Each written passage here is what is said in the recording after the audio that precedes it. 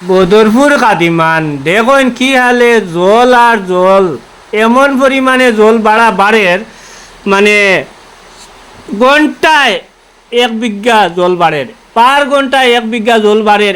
এখন বর্তমানে আছে কোমর পর্যন্ত লেভেল জল। কিছু মানুষ দেখুন আসাম টাইপ করো, মানে বহুত কষ্ট কররা। আর এত কষ্ট কররা মানে আপনারা কিতা কইতাম, মানে মানুষের চকির উপরে উবাইয়া বইয়া শান্তি নাই, চকি পর্যন্ত ঘুরাইলে আর মানুষের জ্বলে আর জ্বলে।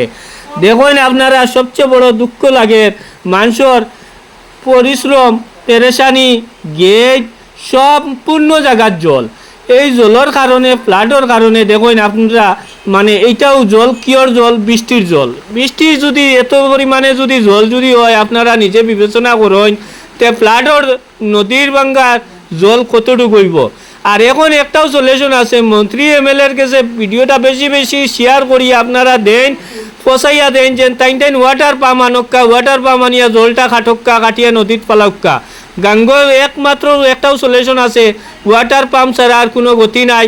আর রৌদ্র দিলে তাই ডেইনোটা ইমিডিয়েটলি রিজেন, মানে খুব তাড়াতাড়ি শীঘ্রই বানাইতে লাগবো। আর নাইলে বৃষ্টির জলে, এক রাত্রের বৃষ্টির জলে যদি এই পরিমাণ জল হইছে, তে দিনে রাইতে যদি আজকে 2 দিন যদি জল দেয়, তে মানুষের সালোর উপরে হয়ে যাব জল।